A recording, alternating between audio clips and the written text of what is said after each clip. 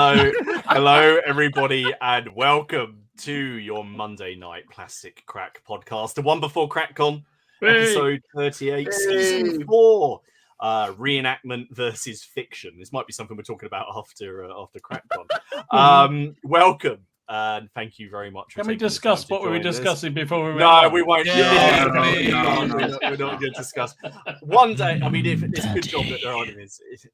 We should do an outtakes one day. Well, I was thinking about outtakes, but because we do this weekly, someone's going to have to. We need some kind of dedication. Groupie. I don't mean groupie, roadie, who can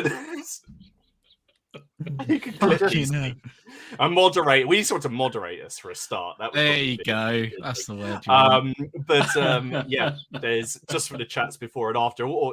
Anyway, welcome. Thank you to stream. Thank you if you've taken the time to watch this on the replay, and thank you, of course, to everybody who's turned up, including Ken. Thank you for turning up. As you can see, he's tired. He's tired now. He has no idea. What is in him? A little bit sleepy. We watch you as you just sort of drift through the stream. But it's not just gonna be talking about reenactment from a historical perspective. I want to think about people who play things like Lord of the Rings and Warhammer. How far do you want to stick to the lore, and how much does that affect what you're actually painting? So we'll come on to that later. Before we get started, we would just like to just take a moment to let everyone know that Danny O'Rourke, who is a long-time member of the stream and who's watched this, has sadly passed away. His wife posted a note up in the Facebook group today. So our thoughts are with his family and our condolences. We found one of the went back and grabbed one of his. He painted an awesome Crusader force up. I remember when his Fireforge Knights went up, there seemed to be a flurry of activity of people then going and grabbing them as well. So our thoughts with his family right now. It's always sad when a member of the community passes away, and we're just very sorry to hear it. Yes, very much so. Now, on this Monday night, we have been joined by, let's see if we can do this without doing that thing, East Norfolk's. How are you doing? Now, I know Steve Harbour was the first person to comment, but I couldn't be, but basically I just didn't capture the screen. You literally it was Steve Steve Harbour. I couldn't. Yeah. Well, it was so hard just to press 2 buttons to capture my screen. But Leslie's here. I hope you're doing all right, dude. Lazy Pirate Painting. How you doing? Corrosia, Benjamin Christian, Steve Harvey. Yes, of course. He's painting some Bavarians tonight, test models.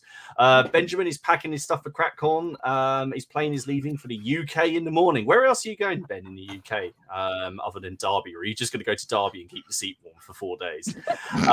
Andrew JF, how you doing? Gwindor, Hammond Jam, Bicker City, Lionheart, Rev Reg, how you doing? I'm not sure we've had you here before. Welcome, Rogue Trooper, Red Steph, Philip Hillerman, Mark Forsyth, Alid, how you doing? Paul's Paint Shop, Paul's Paint Shed. It's gonna be one of those ones tonight, everyone. Good evening from a very cold Mercia. Got nipples like Scowl Wheel Nuts. Good for you, mate. Lovely, enchanting. What an image that is. I'll sleep well tonight. It is properly cold over here, I can tell you that. Duke Wellington, how you doing? Hello from the land of Oz, 6 a.m. and the sun is still hiding. It's been hiding here for the last couple of days. Dave Baker, Matt Wright, Evil Jim Reaper, how you doing, dude? I hope you got that stuff ready for our game of Bushido. Although, as I was saying to Steve, I think you're going to outnumber me about 5-1 by the sounds of things. So I'm not on a 2x2 board. So it's going to be interesting. Barnes White, Matt Mayo, how you doing, dude? I haven't seen you for a while. Hippos Hobby Hours, Craig Williams, John Carter, how you doing? Mike Jones, James is here, Shakos, Daniel Justin, hello from Los Angeles. Is the sun hiding out there by any chance? Please make us feel better. It is, yeah. Stoic Steve, Kraninsky is here, David Few, Dietrich Googly Goo, hello from Baltimore. What a name! So Dietrich, I've not checked that. I've not checked the band out yet. I think what was it called? The Wizard, Lizard Gizzard, Chief Wizard and the Lizard Gizzard. So I've not checked it out yet, but it's on my list of bands to check out. So thanks for the recommendation. Have you ever listened to Electric Wizard? Yes. Yeah, my friend had an Electric Wizard album, but it was Scratch and Sniff on the front. Scratch and Sniff. And you say my fucking shit's weird with trains. What the fuck's that all about? They're from Devon, aren't they, Electric Wizard? They are very, very much from Devon. They are very Devon. Very similar name. Have you heard Electric Octopus? Oh, I've heard that name. No. Yes. They're from Is it a beer? Oh, it's a band. No, it's a band from Belfast. They've got an album. Can I drink it? Yes. They've got an album that's on for 4.5 hours, and it's got 9 songs. That's like that Meshuggah album, which is one song, isn't it? And it's an hour and 10 minutes. Yeah. Anyway, the eccentric man is here. Robin Rose Holden, Rich M, Storm of Steel. Hello, Alex. How you doing? Painting up some Chain of Command tokens for next weekend. Something happening next weekend? I think so. Mortzik, friends of General Hay, Count the 7. How you doing? Marky Sparky, Gary Wallace, Ian Patterson, Not Ben. How you doing? Double Dip.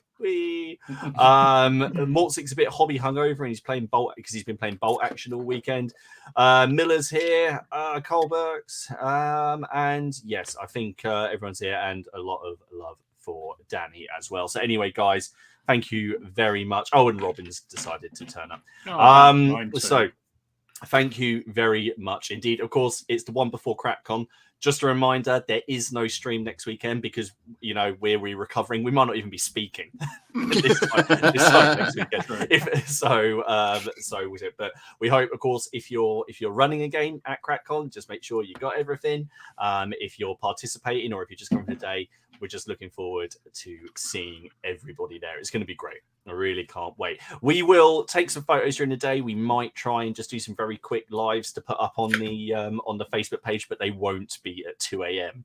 Dom. Oh, well, it depends how the rugby goes for Dom. I was going to say, I'm not even going. I'm watching the rugby, mate. I don't care.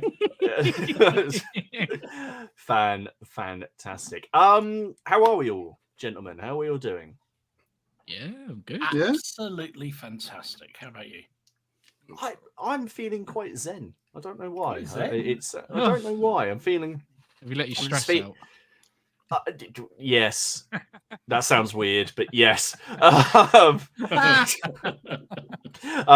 it's quite good. But yeah, I've had a very, very productive week. I've got a lot of things like lined up for the channel. It just seems to have happened over the last sort of fortnight that basically the content for the next sort of 3 months has kind of just appeared, written itself in a way. So I haven't got to worry about now. I've just now got to think how I'm going to do it. So anyway, no, it's all cool. But what have we all been up to? Let's start with Steve. What have you been doing, Steve? Not much. I've been suffering from tall dude's bad back, so it's been difficult to sit down without being in pain. And when you've got pile driving going on 150 feet from you, I wondered what you were going to say then. It's been an awful week. It's been shit. They want to know how Ken's gout is. Steve. Actually, I forgot to upload my photographs. So, do you want to go to someone else? All right, okay. Well, we'll go to this. We'll go to Ken. Ken, I'm assuming you haven't got any models, but they want to update on your gout. It's getting better. It's getting better. So you haven't eaten like any more pheasant or partridge or anything recently? No, you're setting aside the mead, and it's genetic, so it's not actually food related. So, yes, I just want to get you one of those Head Radiate. You got the hair for Head Radiate. I'm going to wear my royal thing. We're going to the Tudor bar. Yeah, we're going to a Tudor bar. Yeah, I could just wear my royal coat of arms, couldn't I? My hoodie. Yeah, that's not bad. You're 3 Henrys too early, but yeah. Yeah, that one. That one. No, that's a reminder as well. Sorry, anyone who's coming to CrackCon, we've sent out the info pack leaflet thing.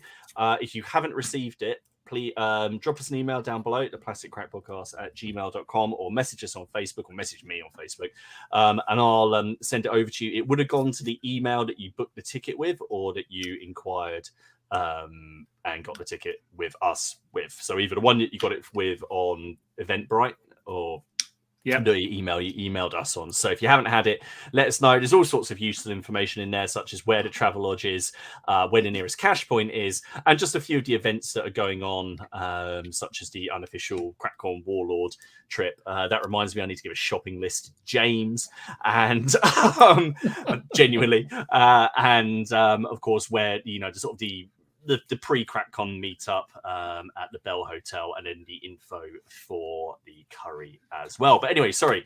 Yes, Ken, you're going to tell us about all your painting. What painting? No, I haven't got anything done. I've been too sat up with my toe, so no, nothing's been done this week. Steve, you got those pictures up? I have got my pictures up. It's only going one well thing. so far, isn't it? How's your Zen doing now, Martin? It's getting better if I can keep drinking as well. It's one model, 4 photographs, but I've been working on the Humber Mark IV from Warlord Games. I'm expanding my bolt action 11th Armour Division project. Now, I've had this for a while. As I mentioned the other week, the stowage that I was going to use on this is currently sat in a sorting office. I don't know where. Should have been here on the 26th of August. Yeah. So I've had to improvise, and I went digging around through a spare bits box for a bit of stowage. But I finished it. Do you know what? It's a really, really lovely kit. Nice. That is so cool. I love how they look. They just nice, look. I know, obviously, I know it's historical, but it just they just look so sort of ridiculous in a way, because it just looks very sci-fi to me. It is. It's really really sci-fi look to it. That's for sure. It's really angular. That's what I like about them. But I it was angry. It does look angry. It does look angry. It was a lovely kit to put together. Went together really well. Painted up dead easy. For the dry brush, I used those makeup brushes. Oh, what an innovation they've been to my hobbying women's makeup brushes. Really, just a really enjoyable model to build. What I did though, as you can see, it's got aerials and mirrors. They were left off to the very end because they'd be flying off otherwise. And in fact, the more keen-eyed would notice that light on the left mudguard. It's a bit down. Yeah, because it's the wrong one. The other one that was lost. Oh no! So the carpet monster. So I Cheers, so it's not historically accurate. No, it's not. No, I don't think you should allow that. Well, that's very good for tonight. It is very good. But I've got a bit of so I've done that. But on the actual desk, I've got some more 15mm Soviets for both O group and 15mm bolt action. I'm that close to getting my mate involved in doing 15mm bolt action. He's intrigued at the moment. I have a question, sir. I have a question. What happened to 20mm?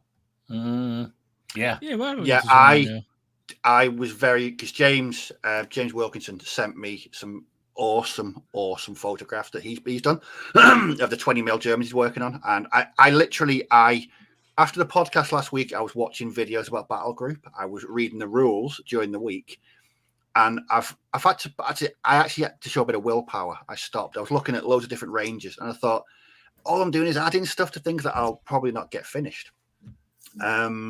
But it was. I'm still going to do it at 20mm. It looks fantastic, and James's stuff was definitely inspirational. His German stuff is just so good. But no, I think once I finish my 15mm Soviets for O group and or bolt action, I might look at it then. But yeah, willpower was. I almost made mistakes on Amazon Day as well with the 3D printer, but I didn't get. Does anyone just hear a challenge for next weekend? I did. That's all I'm hearing is, we'll get Steve on the Prosecco again and get. I don't drink Prosecco, and anyone that I do is a. I've got a picture around here somewhere. I got that. It's Prosecco and take that as far as I remember. Yeah. I do, yeah.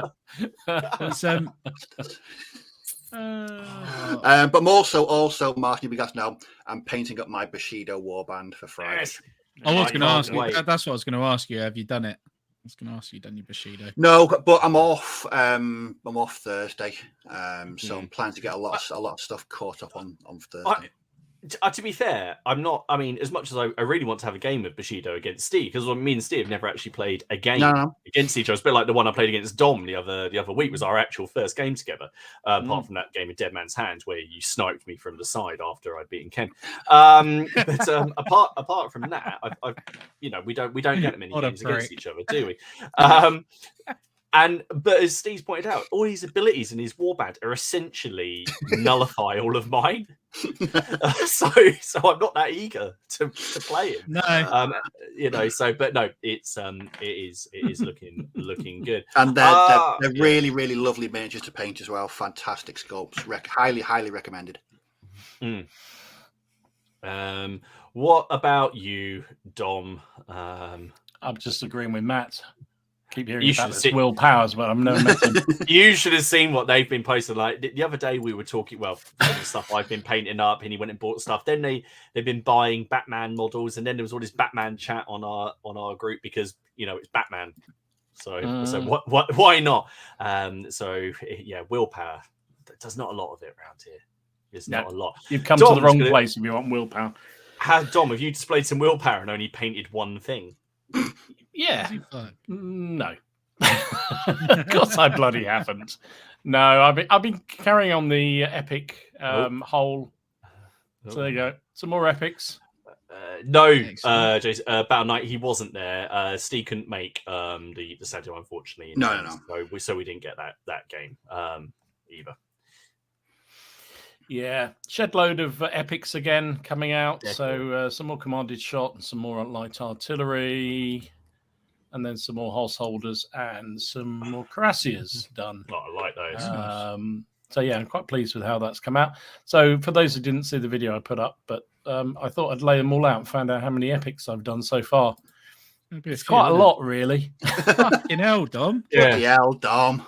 It's quite a lot, really. That's about 2 months worth, I guess, painting and collecting. Yeah, I didn't paint everything there. I did buy a few, but most of it's painted by me. So, yeah, I'm quite happy with that. Ready for a battle, I think.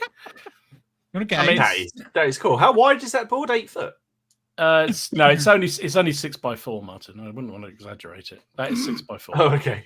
It does fill it quite nicely, though, doesn't it? Yeah, I don't. I think you're in danger of having to expand. You need. I've got the other 6x4. I could easily slot it in and make it different. So yeah, I plan to at least. Well, I'm going to say double that. I think is what I really would like to do because I want to do some flipping big epic battles. Because otherwise, what's the point? Really? So that's very true. That is very true. So that's a starting point, but I should be able to get a battle in, which is good. Sometime soon. I just got to work out how I'm going to play it. But it's actually quite good as well. When you lay out the project, you can actually see what you're missing. So, just knowing that I need some more commanded shot and some more dragoons, just to balance the armies out. And then I'll start adding some more pike and shot and some more cavalry. And yeah, I don't know where we end up with that one. That does look lovely. It should be fun, shouldn't it? Are you tempted to have a game just with it like that and not bother putting any? I nearly did today. 2 armies. I nearly did. Is it still on the table? It's all laying on the table behind me, and I very nearly did have a game today. I thought, then I was a bit busy, so I thought, no, I won't. But I thought, sod terrain. Let's just send them at each other and see what happens. So I might still do that actually.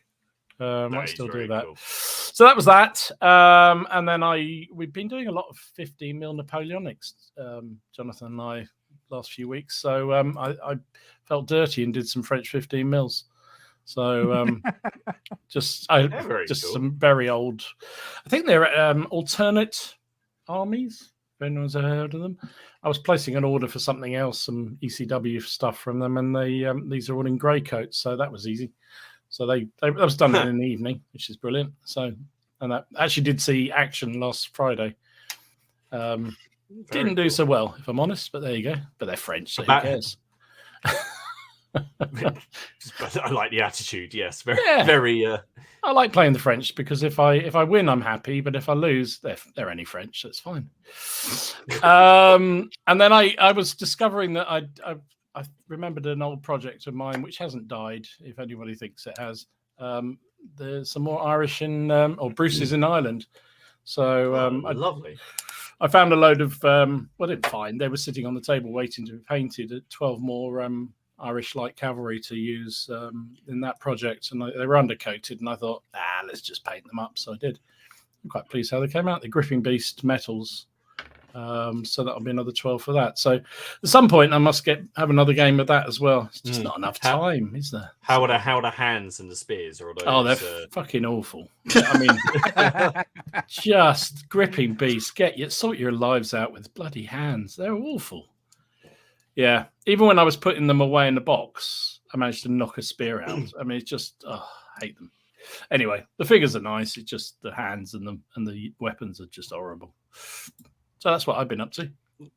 What about you, Martin? I've had quite the wargaming week. Before we do that, just a friendly reminder that we are, of course, sponsored by the home of CrackCon Boards and Swords, where you can go over there and put the PCP5 code in, which you can use on the day when you go to the till. So remember that. Hopefully you won't have to. I don't think you have to go there and announce anything or do some kind of weird handshake or anything. But to be fair, he might. And who knows with Ian. But put that in your into the when you check out, put that into the info box, and you'll get another 5% discount off on top of their already fairly sizable discount. So my week started off with a game against Robin, the next game in our crusading epic, the campaign. So here's a photo from the Crusader point of view. Oh wow! Nice. So yeah, that was a lot of fun. So I recognise that catapult. Do you? Yeah, that was from. I can't remember if it was that Salute or what. That was Salute, wasn't it? Yeah, you bought that one, and I bought the other one, the Trebuchet. Trebuchet, yeah. Yeah, no. Well, basically, we hadn't actually written any sort of rules for it, but it hadn't had an outing, and I just point out he's not actually laying siege. I'm laying siege. He's got the catapult. He turned up to relieve the siege and bought a catapult to see me. So no, it was. Did it explode? I'm not going to tell you. All of the rope on it just comes off and it falls apart. No, it was a great game. For those of you who've watched the campaign, it was sort of a relieve the fort. So it's not exactly a direct siege; it's a battle outside the fort. But that's what I was painting on the stream last week, was all those palisades and those towers. That's what I was frantically trying to get done and get them to dry before the morning when we had our game. So there we go. And then you might be able to see that in between the fort and the Massacre Crusaders, there's my Saracens who are neatly sandwiched. So that battle report should be coming out soon. But that was just a lot of fun and brutal. Just brutal in so many ways. Crusader Heavy Cavalry are pretty good. Just putting that out there. Much as I feel like I underestimated them slightly in kind of the same way that the Saracens did. Anyway, so that was good. So that'll be up on the channel. And then got a video coming out on the channel, hopefully tomorrow, because I was very lucky to be sent one of the newer sets for Test of Honor by Grafenau Games. Graham sent me one to look at, which is called, one of the ones he sent me was Takeda's Court. And I just put it together and I started painting. And I just loved it. And I just painted it as quick as I could. And there we go. That's the, there they are. Lovely. So you get these nice. These free mounted figures and free foot figures. It also required me to, because I decided snow basing, so I needed to make a new setup. So I did a new setup. But they are lovely. I love figures. that grey horse. That is fantastic. Oh, this guy. Hang on. There we go. This chap. Yeah. Love that's Takeda Shingen if you use him as historical personality. But the thing I like about the Test of Honor boxes is they give you the cards for named personalities, or the people they're meant to be, and then they give you a card to use it as a generic person as well. They have different abilities, so you don't have to field them, because the Takeda clan supposedly wore red, but I'm on a bit of a sort of a blue thing at the minute. I just really like painting blue. Thank you. I really enjoy painting them. There's there's these guys here. So you've got, this is one of my favorites. Who's just the clan champion, because he's in the full decked out gear, and they didn't actually take that long. I just really got into painting them. I did all 6 of them basically at the same time, and I just had a great deal of fun. This guy was quite fun, the falconer, sort of a ranger type character. And then you've also got the other 2 mounted. You've got an Onabu Geisha, and then the guy at the back who is just called the Samurai Line Breaker. He's got a hammer. He's mounted and he has a hammer. So they were a lot of fun. But the sort of review and sort of overview video of that set should hopefully be going up tomorrow. And then I've got another one. So we're going to be doing some more Test of Honor games once I finish the other set, because he's given I got very kindly given 2 very different types of sets, and I think playing them against each other is going to be a lot of fun. So that was my week. I did actually finish something else, but I've only just remembered and I didn't take a photo of it, but it's sitting up there, so I'll take that for 2 weeks time, just in case I don't do anything. I can say at least I did one thing. All of that is definitely 6 mil. This is all 6 mil. Absolutely. I've just got a really, really good macro on my camera. There we go. So yeah, great deal of fun. So lovely. So so it all sounds like we've all been pretty busy, except Ken. So I'm just going to put this up again because it's come up. Of course, our lovely CrackCon dice will be. I say CrackCon, it's not actually CrackCon. It's basically the PCP dice for a year. Mm-hmm. So of course, if you have pre-ordered the PCP dice, when you check in with Haley when you get to CrackCon, I think Jill is helping as well. Just letting them know if you've pre-ordered, and these will be waiting for you in bags. That reminds me, I've got 200 dice to sort into bags this week. Of course, what we will do is we will then open them up to order for anybody else in the community who wants them, and then there'll be a brand new color next year. All right, there we go. Well, that killed 28 minutes. So tonight's topic, which is kind of courtesy of Jerry, who was on the stream the other week, and we kind of got thinking about this idea of reenactment versus fiction when we are doing our projects and our gaming. And now, I don't mean that from necessarily the point of view of how accurate do you want your uniforms or anything like that, but really this idea of even in fantasy and sci-fi gaming, there's lore, or there's a set way to do things. Think about like the Middle Earth strategy battle game. That's based on the Jackson films, and so there's already a set art style tied to that system.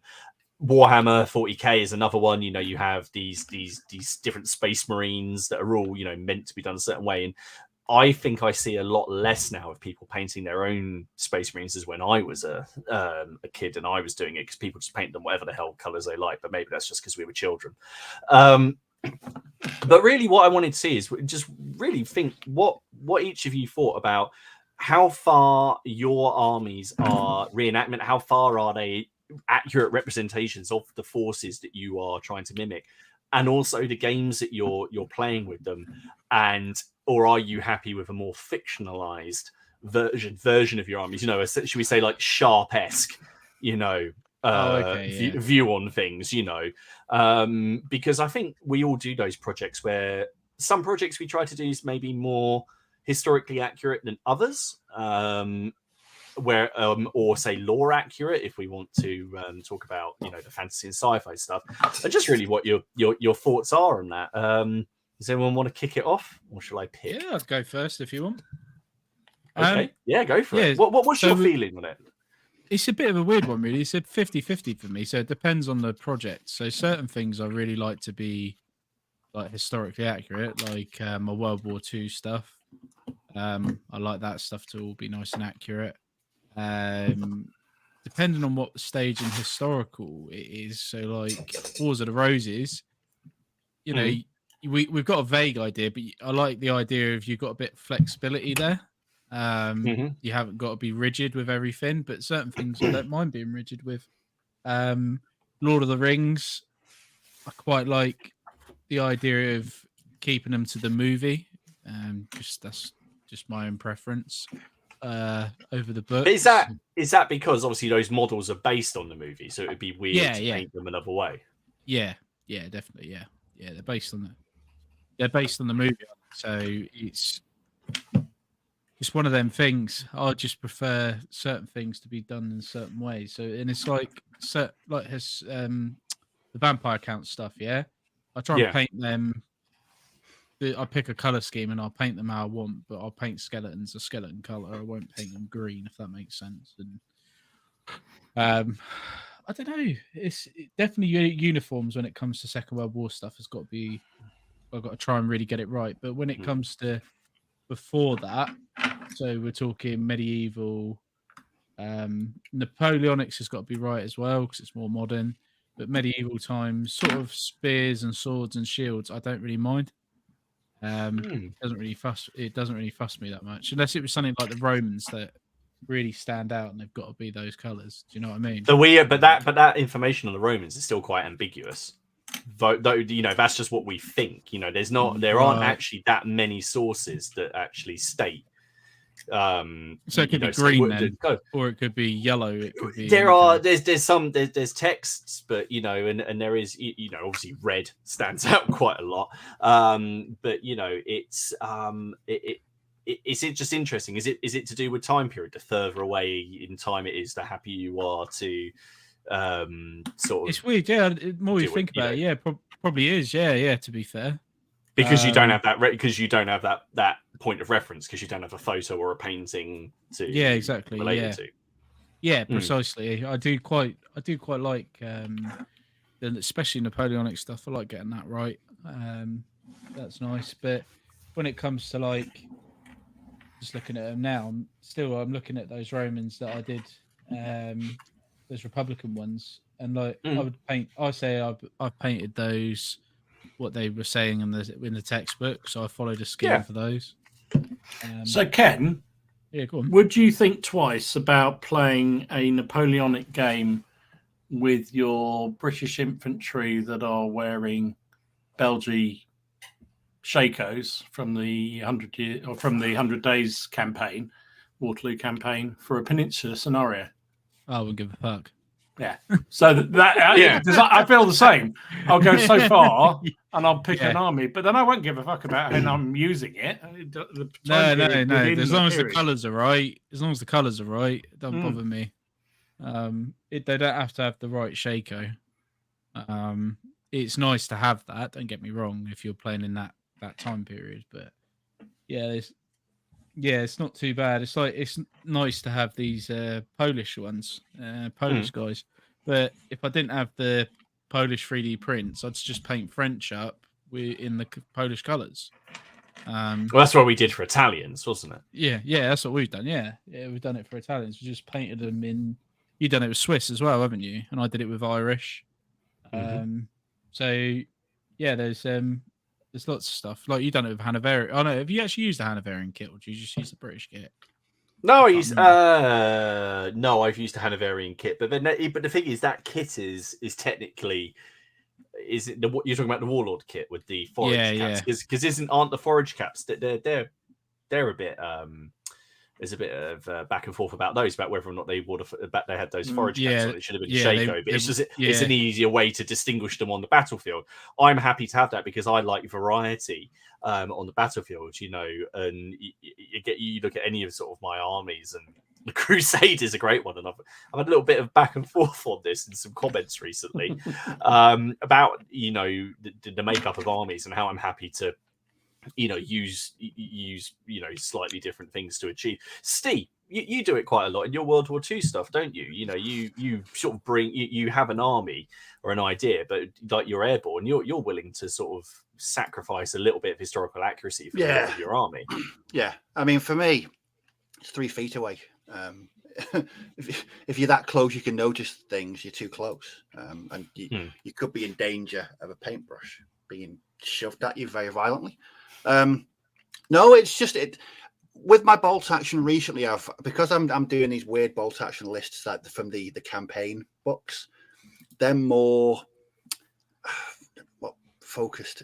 I'm not using a generic theatre selector, and so I'm focusing on like my 11th Armoured. I did before I even bought a figure with that. I did quite a bit of research. In fact, that project was started with one random vehicle and a photograph of that vehicle in 11th Armoured, and then I went down that route. And I looked at the orders of battle. I looked at the different battles they took part in, the different vehicles they used, how many they actually used. And while it's still quite a small project, I like that it is historically accurate. All the vehicles and the tanks were used. Uniform colours are all spot on for sort of Normandy 44 onwards.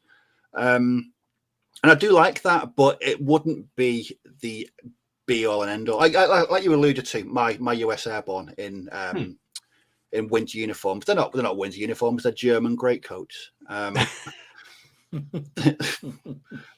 That's all they are. I'm unashamedly not arsed that they're wearing German greatcoats, because from 3 feet away with snow and a bit of brown, they look like Americans in greatcoats in Bastogne.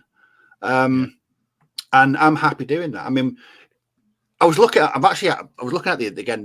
again the other day. If I was to redo that, which I'm not going to, because it'd probably drive me a bit funny, I actually did a conversion. There was a guy on my Facebook group, and he was thinking about doing it, and I said, leave it with me, because he wanted to get rid of all the ammo pouches, because they're German rifle ammo pouches at the end of the day. So, you know, but 3 feet away they look fine. So I said, leave it with me. I'll go and do an experiment.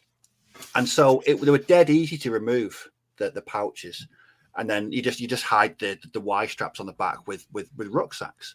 And I would do that. I would go in and these days I would remove those ammo pouches and replace them with American ones and American bayonets and American, different bits and pieces. But that was a live and learn thing. I was just happy they worked. And they look okay. I was really proud of that army, because they're all kit bashed. I would hope that nobody would refuse to fight me, because I'm using German figures representing America. I can't say I wouldn't ever come across that type of person, but I don't think you would. But no, I mean, my mate who I game with his Japanese bolt action army, it's got to be 6, 7, probably 8,000 points worth, and his is completely historically accurate. The research he did into his Japanese, my US Marines are so generic in comparison to his Japanese. So I think it's if the project really interests you, because the Japanese really grabbed me, mate. He just got the starter box and he just ran with it, and he was buying books and he was researching Japanese tank camouflage and all kinds of research he was doing. So his Japanese are for reenactment. They are, properly historically accurate. I wish I could have the time to do that, but I just think sometimes I just like painting, and if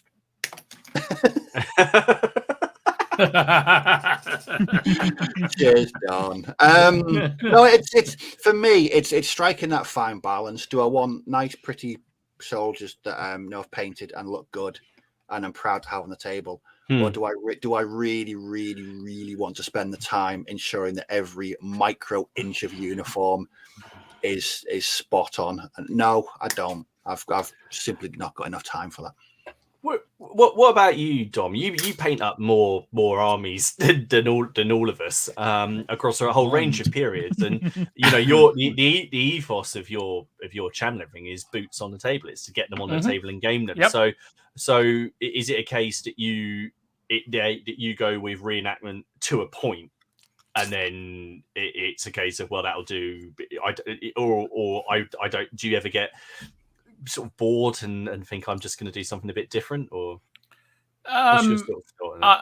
I'm firmly in Glendora's thing. It's all about the dice being rolled. Yeah, I mean, it is about the game for me. It always has been. So I would never go as far as having a 7-year war army in a Napoleonic formation, for instance. Right. I'd never go that far, but I have absolutely no problem with being a little bit flexible. Some of my medieval armies, some of the Wars of the Roses troops, there's definitely 100-year war figures in there. There's some fantasy type medievals in there just because they look cool. And I, like you always say, it's like probably the same armor would have been handed down generations. So I'll take that as it just read. Some very, very odd holes just over vital, just in certain places. Exactly. So I have no problem with that, but I do like to, at least when I'm starting a project, I will have a certain time period in mind, so that the epic stuff is all 30-year war. It's sort of around Lutzen type of period, so I've got that in mind when I'm doing the army. But like I was saying with Ken, I have absolutely no problem with then using it for any other battle or part of that, or the numerous conflicts that went on in that campaign, the 30-year war. So I have no problem with that at all. Would you consider just using them for ECW if there was a big game going on? Yeah, absolutely, because they're ostensibly the same. They're pike and shot, heavy cavalry, dragoons. They're virtually the same. So I have no problem with that at all. I suppose a good example at the moment is Warlord have just released those Peninsula, the French the two sets, the British Veteran Regiment and then the French one.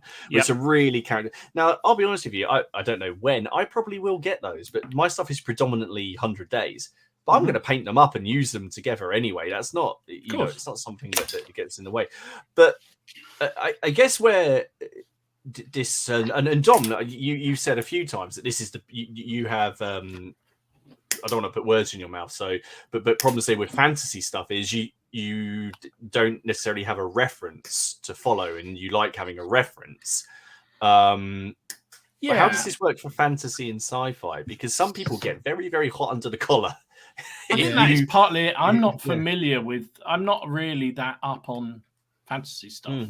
So I read Lord of the Rings as a boy. I love the films, but I wouldn't say I'm an expert. I'm not an expert in any of the stuff I do, but I know less about that than I would about. I'd feel less confident about doing an army of that sort of period, that sort of genre compared to a Napoleonic army, for instance, because I've read up about that for years and years and years. I know a lot more about it. So, I do find much more comfort in the historical versus fantasy. But that's familiarity, I think. Yeah, I think for me, painting science fiction stuff. So I've been painting a lot of Bolt Action, and for Space Weirdos, for CrackCon, I've been painting up those Stargrave figures, and I went completely over the top with the colours. And those they're so bright compared to what I normally paint. But that was a conscious decision that I wanted the scenery to look dark, but I want the figures to stand out. But I'm bringing some other science fiction figures as well. For me, science fiction or fantasy is a palette cleanser from military stuff. Because I think sometimes you just need something different. And for me, fantasy and sci-fi is that difference. I think that's why I feel quite comfortable with things like badgers and burrows, because basically they're real animals with armor on them, so they're all individuals, so aren't they? But also, I can look up what a badger looks like, and how to paint that, and I'll do that. So I feel a bit more comfortable with that. You have to be very careful of that Google search. For example, I'm going to take. So sorry, Dom, if this bit now sounds all like some kind of alien language, but take the Horus Heresy for example. Right. The colours have got to be right. But because there's only 18 legions. The colours apart from, and then you've got the Grey Knights. Essentially, they're just. What if I wanted to play 30k and I just still wanted to play because I love the the aesthetic, but I just still want to do my own thing. Ooh.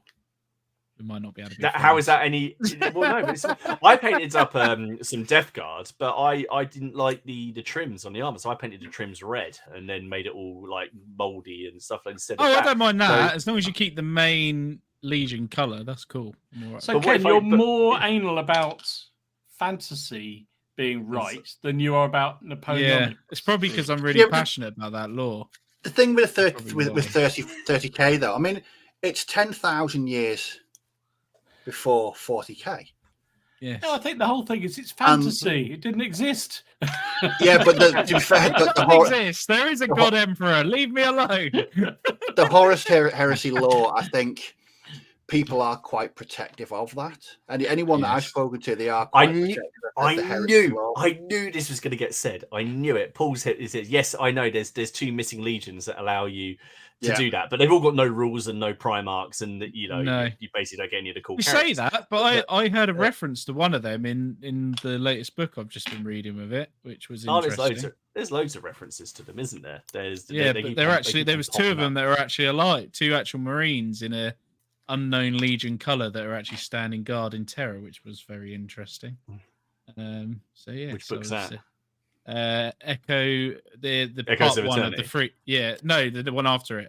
The third. Oh one. no, I'm one behind you, so don't Don't tell me how it ends, even though we've obviously known for 30 years. No, I just find it interesting, you know, and also just moving away from the painting. Martin is Alfarius. Cheers, Matt. Moving away from the painting and looking at actually reenactment and the way that armies fight. Now, we've talked about this before, but I think it's always been in relating to off the back of other topics. But there are in my experience, there's not very many rule sets that do that. How can I say this? That accurately recreate warfare for those time periods, because one, sometimes it'd be incredibly dull.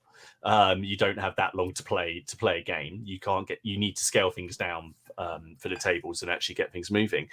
How do you then balance this need for Ken, for you to, for example, say the French army, Napoleonic armies, to look right, but then play a game that it isn't necessary, that doesn't really recreate the way the battles were fought? Or in the methods, it's not an accusation. I personally have no issue whatsoever. A game is either I enjoy it or I don't. But what about you? You know, you want them to look historically accurate, but you won't necessarily play games that particularly play the way that an army would have fought in the Napoleonic period. Yeah, no, I see what you're saying. I would if I had the choice. I'd be anal like that. I would 100%.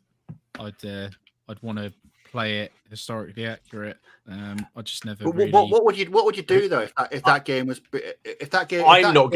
I'm not gonna red card him or yellow card him. I'll leave it down to you lot. It's up to you. You're not allowed. You're not allowed in America. I think we know where this one's going. He's taking your bases away. Oh. No. No America for you, and no bases either. You could use the red card as a base. But I always think, what Ken said then. So imagine if a rule set was developed that accurately 100% depicted every nuance and every granular detail of Napoleonic warfare. That'd be good. But fun. it was dull. But it was dull as dishwater. Would you still play it? Yeah, probably. I'd have to play it once. Definitely, just to say. That's a description of many of the rule systems in the 70s, I think. I was about to say naming no names. What's that game system called that everyone seems to love? That's it. Yeah. Oh, that's not historically accurate. Jeez, no.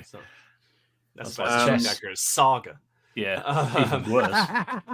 Jesus. I mean, is that something that people would want? I mean, because at the end of the day, we're rolling dice, we're painting toy stores to enjoy ourselves. Now, if a rule set is 100% an historical representation of combat during any specific period, but it's dull because I imagine not very many battles are actually like what we see on a tabletop. Mm-hmm. A lot more screaming and flying of limbs everywhere. Probably a bit more blood as well. Bit more blood as well, yeah. I wouldn't want to play a game like that. Just not in the slightest. That for me has no interest whatsoever. I don't know. It's just something that doesn't interest me. And that's where it crosses the line between reenactment and recreation. Yes, but also it's also I would also say about the actual game you're playing, the scenario you're playing. Mhm. If it's so one-sided, so you're refighting a battle that is so one-sided, one side has zero chance of winning, of even being around for more turns, for a few turns. Is that any fun, or not? Because to me, that it's the same sort of thing. I want my games to have historical flavour. I want to feel that they've got the period. Yeah. But I don't want them to be so rigid that they're not fun anymore. Yeah. Well, yeah. So, what else do we say, really? No, I think you're right. It's flavour, and it is all down to balance. I was going to ask how.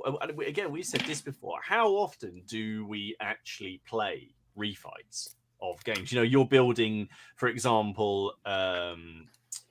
I don't know, the 100 days. How often do you fight actual actions from the 100 days? Or segments of actions from the 100 days? So you really, because you're picking a look of an army and then just playing like whatever. We'll just have a game, which again there's no issue with. But how often are you doing those refights? And would you play those refights? So if we were going to play a refight of a game of, say, I don't know, Talavera, would you? I would have no problem with you bringing 100 days miniatures to it, mainly because my force would be that. But would you, Ken? Would you have an issue refighting a known historical battle, say from 6 years earlier than Waterloo, having your collection as Waterloo? No, it wouldn't bother me. No, same that time period. I mean, obviously, I'm not saying use World War II. If you used 1815 French to represent 1790 whatever. 8 French, it wouldn't bother me. I know the hats are different, but it wouldn't bother me. No, but also to me, there is nothing better. Nothing better. I don't know whether to go that far. So there's a lot of fun refighting a historical scenario in any flavour at all. We've played quite a few of the. Just the scenarios from the Bolt Action campaign books. We haven't played the full campaign. We've just grabbed we've got the available figures and we'll play it. And they're good fun. We'll be back in 2 minutes. I'd much prefer something like that than let's line up on each side of the table and womble towards each other. I think having a purpose, knowing it's historically accurate as well, because my mate's well into that. He's well into the historical accuracy side of things. Those campaign books are ideal for that. They're really, really good. And there's nothing, if you're a historical gamer, a Napoleonic gamer, there's very little that's much more fun than refighting Waterloo or Quatre Bras or Austerlitz or something like that, and seeing whether you can do better than whoever it was that lost. Yeah. I do enjoy that, but I quite like. That's why I quite enjoy the vagaries of the more medieval and ancient past, because for example, if you take the First Crusade, this ridiculously large undertaking. I've got to share. Look at this book that Robin lent me, and tell me that this. So Robin bought this. Look, I had to share this, and this is our book recommendation for this week. Tell me this shouldn't come with a spreadsheet.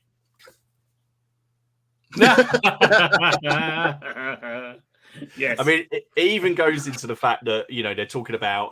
Robin gave it to me. Now I've read half of it already. Not gave it to me, lent it to me. Sorry. I've read half of it already because we're looking for scenario ideas and things like that. But they talk about the fact that they stopped using wagons because they just didn't. It wasn't any good for transporting things. It was all packed on stuff or just being dragged along by people. So it's really, really interesting. But I was just saying, I like, for example, the setting of the Crusade, because there's so much we don't know about it, and it gives me a lot of freedom to go and do what I want. Because even though I'm happy to gain whatever the hell I want, I guess it's nice to have that historical blessing in a way. Do you know what I mean? Like, we can't. They went off and they did all sorts of horrible things. to each other, whereas the Napoleonic War, other than we know that there were skirmishes that must have taken place at certain points, probably between pickets and people, very Sharp-esque kind of things, although those kind of missions probably didn't really happen, but you know what I mean, cavalry action, probably there was more cavalry actions than anything.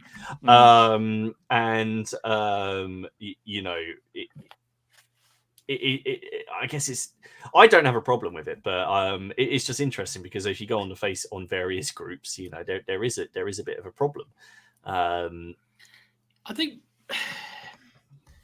there's a certain snobbery factor around historical accuracy at times in certain game tables, I guess, and I just think. Again, it's we talk about this all the time. It's your figures, your game. You do what you want. But I think, to me, the whole beauty of it is the hobby can embrace either side. So you can be the most meticulous researcher of a period who wants to learn every asset of it, logistics, kind of all the different things, and recreate a campaign, a battle, whatever it is. And that's fantastic. Knock yourself out. But there's also a lot of other people who just want to have a bit of a laugh and roll some dice and have a bit of a fun. I think I would definitely fall into the latter. I mean, as much as I like the historical accuracy of things, if it's going to be a detriment to me having a bit of enjoyment rolling some dice around, I'm going to go with the that said, if I found that my opponent had a whole load of French voltigeurs that could airdrop across the table just because he thought that was great fun, I might be a little bit annoyed with that because I'd say go back to being an ultramarine or whatever it is. Whoa, extra! Give Dom a gold star. You mentioned ultramarines. Yes. Yeah, no, it's quite. Jesus, the French been around you lot too long, clearly. It's interesting. As again, the fantasy and sci-fi thing, because there are, some people are as passionate about their the lore for various intellectual properties as people are. I'm like that with Tolkien as well. So? I'm like that with Lord of the Rings, massively like that with Lord of the Rings. Do you like Legolas in Lord of the Rings? No, not really. Because he has the wrong hair color. Yeah, he's well over the top in the film compared to what he is in the book. But that's my point. Jackson didn't mind changing it, so and then everyone's like, "Oh, we're going to do it the movie way." So but he changed the bloody thing. It's just interesting. From the outside, it seems like fantasy and sci-fi gamers are almost worse in terms of accuracy than historical. Is that true? As these intellectual properties become, certainly, I'm not. No, I really like the Black Library. I think it's one of GW's biggest strengths. Is its fictional universes and the authors. Not all of the books are great, but I'd say more than half are good. There's some amazing novels and brilliant stuff, and I do still really like the universe. And we've talked about this before. But I think as it expands and people want to, and it's not a bad thing. We just hit 150 people again watching. Thank you very much. People want to collect those characters, races, refight battles that they read about in those books. I don't know. Because they created, is it the Death Watch, who they're a mix of all legions, aren't they? They're a unit that fight for the Inquisition, don't they? And they and that's their way of going, I want an Ultramarine, a Blood Angel, a Space Wolf, and a Blood Angel, an Ultramarine, a Space Wolf walk into a bar. And that's my way of getting around it, because they all wear black armor apart from their shoulder pad, which is their founding legion, right? That's their badge of honor. Yeah, yes. And then, so you can have the nutter berserker mixed with the stoic ultramarine, and you can have them in the kill team. And was that invented just because they wanted to mix them up because when I played it, the Space Marines didn't really there wasn't that much going on. Each chapter had like one unit that made it special, like the Death Company for the Blood Angels, and Deathwing for the Deathwing. the Dark Angels, you know, and then as the lore has progressed and they've become more and more and more individual to the point they have their own codexes rather than just like little sort of Codex Space Marines with if you're playing Blood Angels you get this. Is that way of accommodating it? Yeah, I guess so. I guess, yeah. Yeah. I don't know if I like the. I don't know. I would say I definitely prefer the 30k setting to the 40k setting. But would you be the user said the 30k is more more restrictive to you? Is. Yeah, it is. Yeah. Is that why you like it? Because there's order. Because there's order. Yeah, because you can't just keep adding shit into it. He's back. It's back again. He's back. You just they have the whole Horus Heresy series books has been adding. I mean, yeah, but you can't just out of nowhere. They're not just going to turn around and go, "Oh, here you go." And throughout the whole series is the Deathwing, you know, extra and a brand new faction where you can have Sons of Horus that are still loyal and all that shit. No, don't give me that. That's what I liked about the Horus Heresy books is that they were expanding that narrative. I mean, back in the day, I remember the Horus Heresy was just it was just sort of, it wasn't fleshed out. It was just heaven.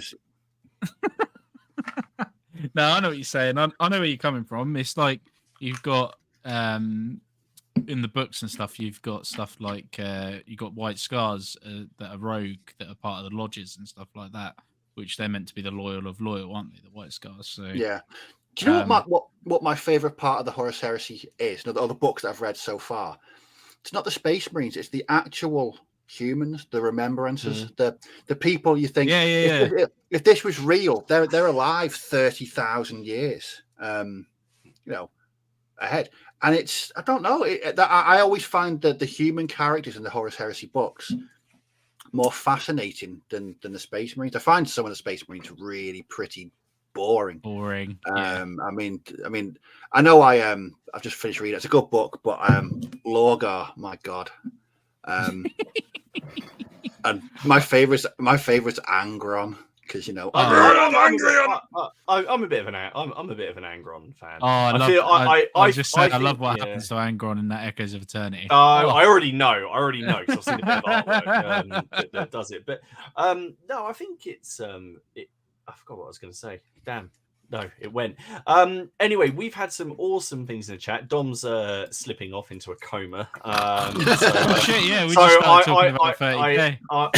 Well, no, cause it's all related. It's just I just find it really, really interesting across some Lord of the Rings, Star Wars, Legion. That's another one. And someone's really pointed out if you do the Clone Wars, the clones all had various colors across their armor. Now, there's nothing to stop you doing your stormtroopers like that, but because you didn't see stormtroopers in different color armors, everyone still generally paints them white. Yeah. What if you apart from those stupid red things that were in the very last film? That's one of the few things I remember out of it. But is it the same there? Do you have there's so much content through books and video games and films. Is there any room left for creativity? Anyway, we'll let people ponder that while we do the news. Dom, do you want to do the honors? Oh, wait! Hang on. This is me poking you. Over yeah, I was going to say, just thank you for waking me up. Yeah, I have no idea what's been talked about for the last 10 minutes, but that's fine. Let's do this.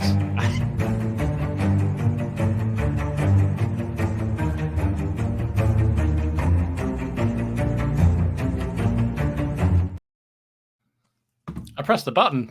I did it. I don't mind. I don't live dangerously. Do you want me to start then? Yeah, go on. Go on then. Okay, so I know Steve got very excited about this weird shit that was coming along. Oh yes, War Games Atlantic digital. I can think of so many uses for that. Yes, it's like they watch our show. We know we're getting Alex for Christmas. Yeah. It's extraordinary. I mean, they are. I don't know whether you guys follow what War Games Atlantic are doing on their digital side, but they are churning out so much stuff. It's unbelievable. It really is amazing.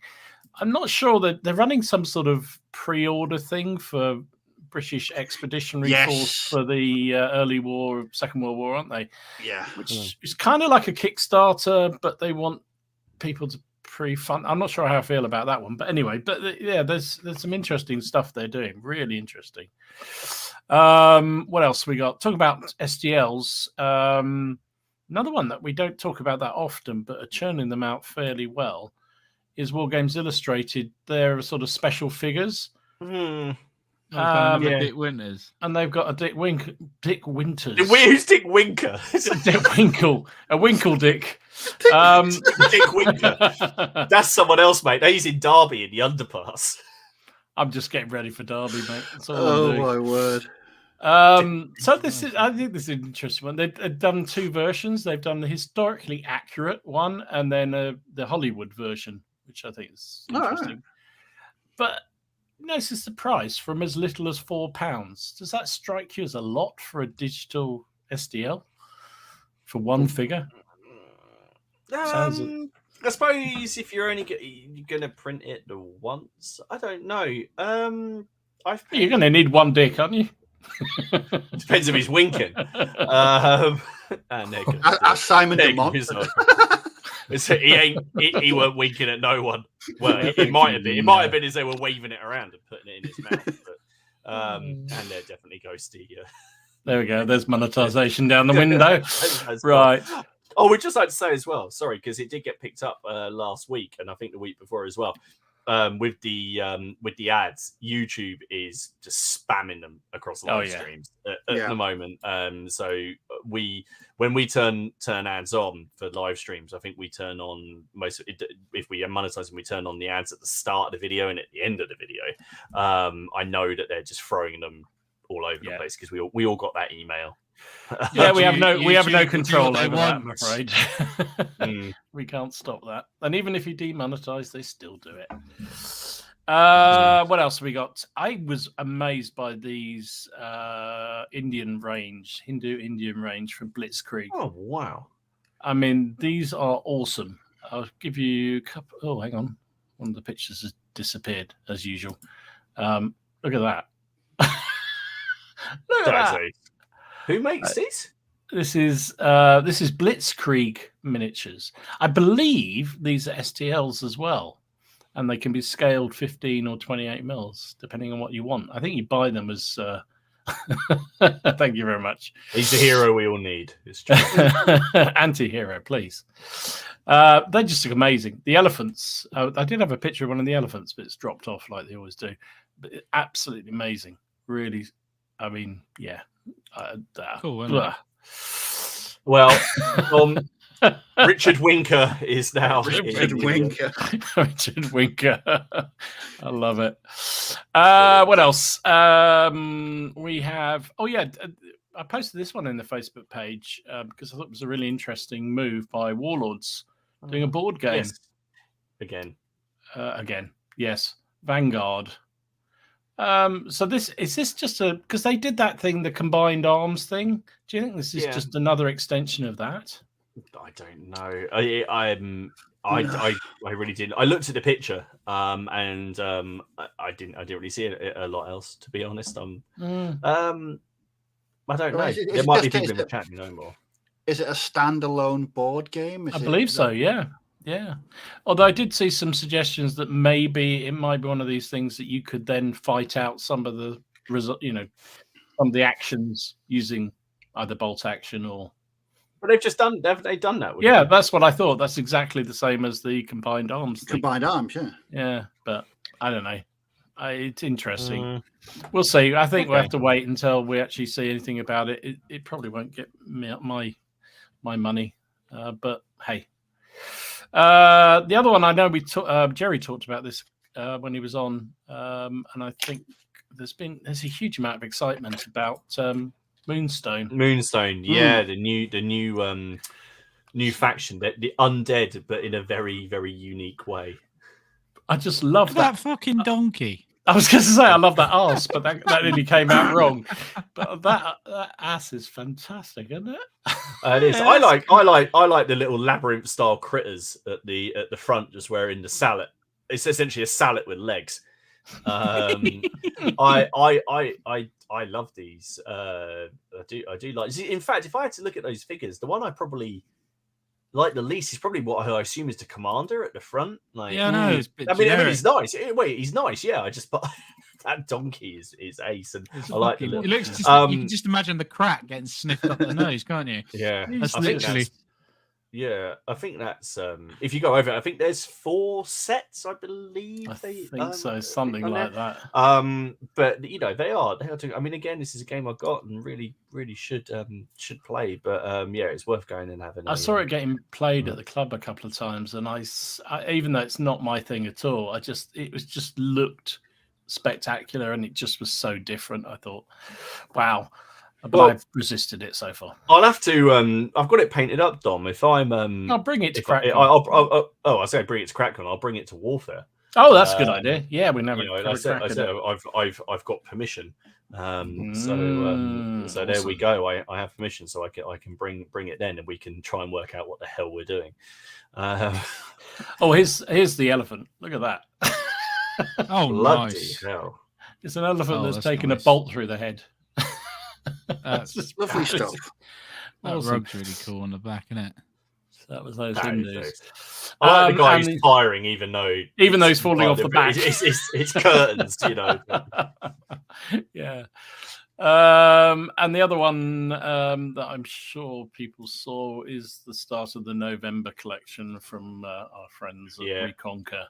So these are ecclesiastical knights. Yeah, I think I was thinking about these, and for the First Crusade, I think because he's slowly moving into the sort of 13th, sort of a little bit later, late 12th, 13th century, away from what I use. But these ones, and Robin was saying this as well, the ones that are more sort of just in robes are probably a bit more usable across, you know, multiple time periods rather than these. Again, but you know, does it matter? That looks like looks like a crusader, smells like a crusader. Probably doesn't smell like a crusader. I don't think you want to smell like a crusader. No. I don't think these are scratch and sniff. Yeah, we again, his stuff is. He's also put up a fantasy figure today. I don't know if you saw it because he got all excited about the Bretonnian releases for the old world, so he's put a new one out today as well. I didn't touch the arse, David. That's all I'm saying. I didn't touch it. Yeah. It's sorry, go on. I was going to say that's it. I'm done. Oh right, wicked. They finally. I don't know if you guys have seen it. He's finally released his Prussian Kickstarter for the 3D printing stuff. I haven't got any pics, but it's actually live now. Went live today, I believe. For the one. Okay. Get a link and drop it in the chat, dude. See if you can grab a link for it and drop it in the chat for people to look at. I've grabbed a couple of things, of which Dom has talked about 4 of them, so I'm going to get rid of those. However, there was we're going to bring them up because there was a lot of talk because there was some kind of Warhammer related festival thing again, where a lot of things were announced, including a look at the Bretonnians again. So I imagine people are salivating over the Bretonnians, and they confirmed they're going to be re-releasing some of the old plastic sets, and then a whole bunch of stuff in made to order, and then stuff in the new looking stuff will all be in there, will be resin and like Forge World. It's all on there. I was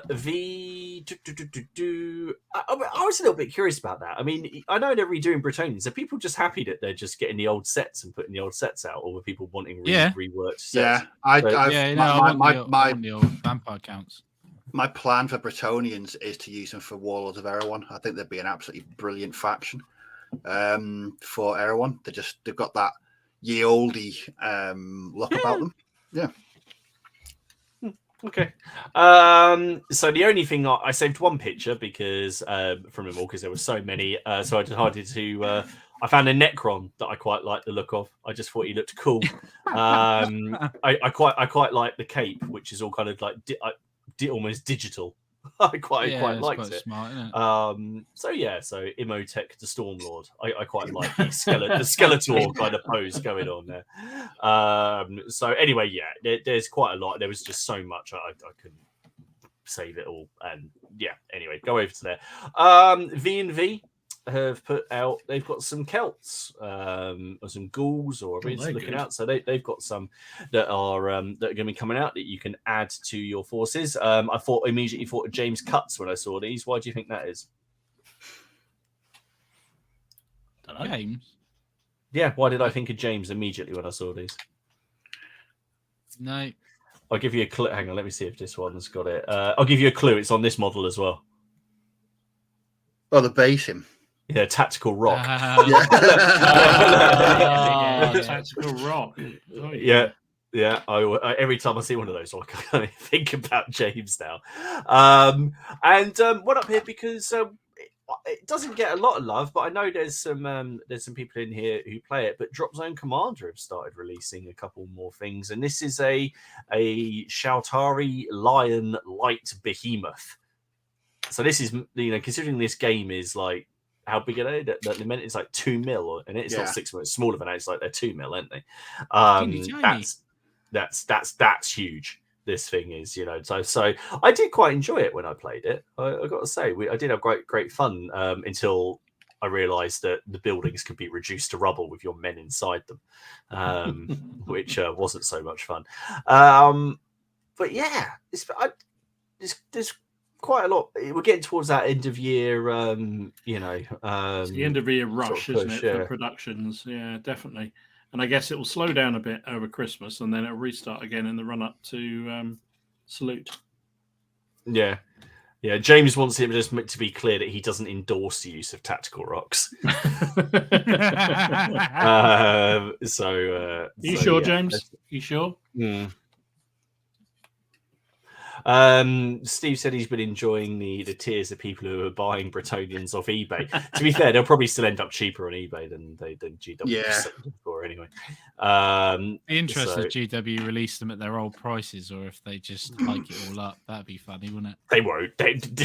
Yeah, all right. There's a pig.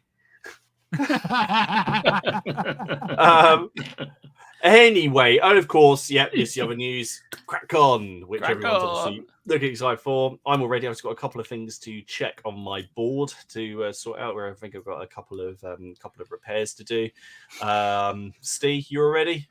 I've got on Thursday. I've got ladders to paint and lights to paint, and I've got a couple of gang rosters to write out. But apart from that, all good to go. I'm really looking forward to people playing Space Weirdos. I think they're going to enjoy it. I really do. Dom, you've just secreted yourself away in a game, haven't you? All I need to be prepared with, Martin, is my tape measure, about 4 sets of dice, because we've got to have some spares, and the book of rules. That's it. Not Dick Winkers. I might bring Dick Winkers if you're lucky. Yeah, I don't think is that when England win? Is that when England win? Well, that's Saturday night, so they're not going to win. But we've all got to. And Ken, because you're taking part in many games, aren't you, Ken? I am. So you are a wargaming butterfly that day. Remember, if you haven't signed up for a game, you don't have to. There are plenty of join up and play games, and even in the ones where people are already playing, no one objects to someone calling and just having to go and rolling some dice. It's all just a nice bit of casual fun. If they roll better than me. Red said, any games in the bar on Friday night? I think we can bring board games along. I don't think probably no one would object to a war game, but I think we can bring board games along. I believe young James Miller is bringing his military genius quiz because he needs help. To be fair, it is hard. It is ridiculous. It is ridiculously hard.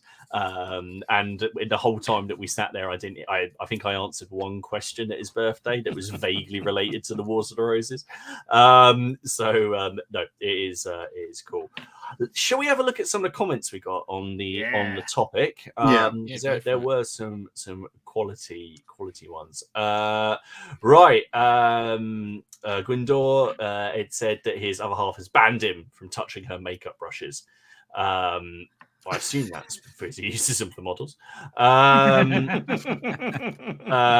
Miller wants to know, Ken, do you hold the paintbrush with your toes now? That's a prick, eh? Yeah. No, Miller. Yeah. No. It's all right. He gets some stick. Don't worry. Gary said, "Does anyone else feel embarrassed buying makeup brushes? The last time I bought some, I actually told the assistant it's for painting model figures." I love the fact that makes you less. So like, less like you're being is it like going into like buying like when you're young and going and buying like a lad's mag or something and then putting it inside the paper? I'll paint model figures.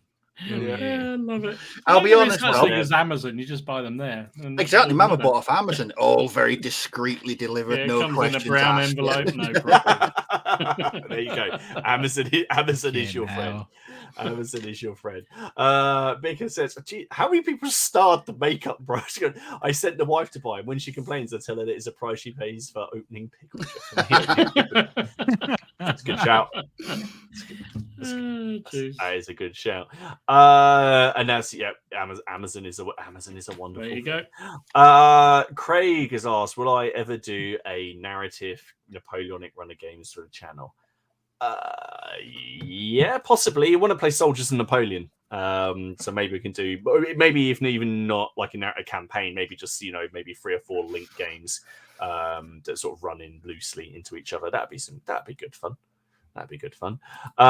Matt, so he says he likes the English Civil War and the Wars of the Roses because there is ambiguity and you can make some of it up. I've avoided Napoleonics so far.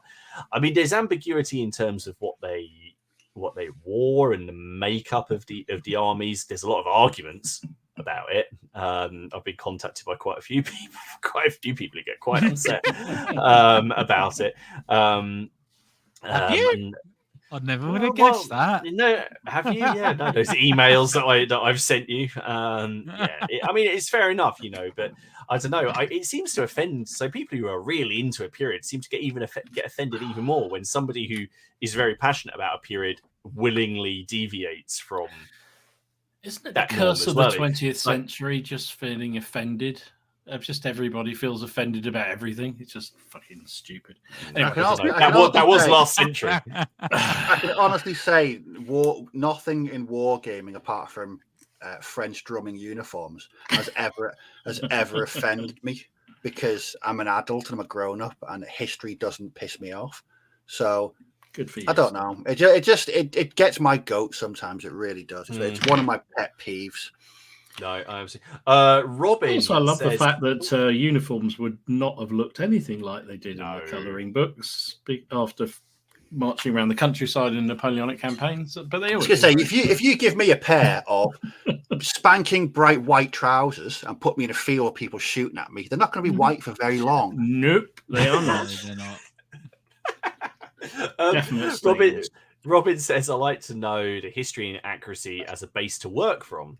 Absolutely. Starting with an accurate colour before weathering or finding a historical account as an idea as a basis for a scenario. Absolutely. This is kind of what happened when, after our game the other day, when we were looking at, Robin mentioned somewhere in that Logistics of the First Crusade book, and I haven't come across it yet, Robin, that there were naval landings in the First Crusade. Oh, really? So we've desperately been trying to. I mean, there's nothing stopping us doing it, obviously. But if we can find that one reference, that one person that mentioned Higgins Why don't you do it? Why don't you mention it? You're an archaeologist. There you go. Archaeologists and historians get very, very upset. I would say, I am both. You can really, really upset people. Alex will tell you. That's it. I'll write my thing about the First Crusade. Here in the wilds of East Anglia, I found the remains of a First Crusade Higgins. Publish it. Yeah, and then there you go. That's part of the thing with self Crusade landing craft. Lovely. Yes. It's in that Robin Hood film. There was in the I can't remember which one it is. Is it the 4th or the 5th Crusade? There is actually and I talked about this when we talked about films. There is actually like an illustration of these. There are barges. There's barges, but they open at the side. They don't open at the front. They open at the side. Yeah. Where the hell did he just go? Ken's teleported away again. Oh, for freak's sake. Oh, no, wait, he's back. Oh, he's coming back. He's back. We'll go. You don't know, you just laughed yourself off the internet. Did Laura pull the plug again? No, fuck knows. Secret. Bicker. Don says, I try to be as accurate as practical. If being accurate is going to dramatically increase the amount of time for a project, then I will just do the best I can and avoid the hassle. Yeah. See, that seems that seems very, very sensible. sensible. Mm-hmm. Yeah, that definitely seems like a but we don't do sensible. A way forward. Sensible's. Yeah. Yeah. Where has someone said, "Has your internet got gout?" It's all heart here. It's all heart here. Next up, Red Steph. It says, "Epic Pike and Shot made me realise I was more concerned with historical accuracy than I thought I was. I just can't bring myself to buy them, even though I am heavily into the ACW and Napoleonics." Okay, in what way? That's really interesting because that's counterintuitive because they're so small. Even if you wanted to be historically accurate, it's really hard to be. Yeah, that's bizarre. Yeah. I'm intrigued by that. Tell us more. If you're still in there, yeah, come back to us. Matt again. He said, even World War II, you can get away with different shades of uniforms because they changed a lot in 6 years, and there was no dye fixing. Absolutely. Again, we're on to that whole sort of button counter thing. I mean, I was thinking more about like the makeup of units and things as well. In the way that if people would be deployed or a certain tank or a certain vehicle wasn't in a certain theater, would that bother you playing it in another theater? Yes. We woken Steve up. Hang on, what's going on? He's got a Crusader that's in bloody over in the Philippines. Yeah, you wouldn't have that, would you? No, it's that'd be a step too far for me. Well, I like action. I like entertainment. If you're, I don't know, running a Tiger in 1940, like a Blitzkrieg, it's not going to work, is it? Really? No. Oh, that is fair enough. Apparently, it was Sorry, Shaco's is channeling Jerry in some kind of seance. Just remember to say, apparently it was the Battle of Jaffa. Oh, Cheers, Jerry via James. Yeah. Jerry, thank you. Sorry, Steve. The power of the whiskey. Wow. Steve, carry on, dude. So would you? Yeah, if it was your go. I don't. Yes, it does. I like to have things, in a period, especially World War II, where they were, especially tanks. I thought you were going to say in their little box, nice, where they're meant to be. What about playing an early war army against a late war army? I mean, you could do it, but it wouldn't be any fun because the late war. That's true. Yeah, the late war army would just steamroller the early war army. I mean, if you could do a what if they had a time machine. Yeah. It's contagious. It's contagious across across everything. It really is. That's interesting. I wasn't expecting that. I wasn't expecting that from Steve. Vehement as well, wasn't it? It's brilliant. Robin said, "Is it to do with army sizes? Means you paint both of you paint paint both a 1940 and 44 British platoon, but sod painting an extra 500 Napoleonics." our willingness to we'll happily game across 6 years apart. We'll use one unit, but wouldn't do. But exactly. But warfare didn't change a huge amount across the Napoleonic period. I'm going to get really shouted at. Oh, now you're going to get in trouble. Broadly speaking, David says, with historical stuff, I'll try and do the research and get them looking as right as possible, but allowing for any inevitable gaps in our knowledge. There's a lot of those. Fantasy and sci-fi, I just happily make it up. Bravo. Bravo. Mm-hmm. Unless you want to pay on one of Ken's games, and if it's not in one of the colours of the right 30k legions, then you'll get really you're doomed. Stuff, yeah. Then you're doomed. James said, I think a balanced diet is healthy in both gaming, collecting, and painting. You should always do what interests you and what is enjoyable. Too much of one thing is generally not great for you. There's the voice of reason. There's Gandalf. Gandalf. I could see him. Yeah, if we gave him a beard, he would look. Quite like Gandalf. To be fair, that's been my approach to sort of the past 18 months or so. I've given up on this whole I must paint this, I must get this pro. I just paint what I want and I'll game how I want, and I don't really give two figs what people think. You do seem to have got a lot more relaxed about your. Not that you were particularly anal about it, but you do seem to have relaxed a lot more into your sort of periods and your armies and whatnot. Since we first met. I just enjoy what I just paint what I want to paint now. That's all I do. Yeah. Sorry, I've just seen some of the comments. I can't keep up with them. Kevin said, I was in the SK and ECW societies in the late 70s and early 80s and had a debate about the uniform colour of the regiment I was in. My response was that I had a photo of my regiment. Bravo, sir. Very good. Well done. Well done. Bravo. Ed said, surely it's all about the dice being rolled. We said, yep. Definitely. Absolutely, at the end of the day, until it's like your favourite period, and then everyone should care.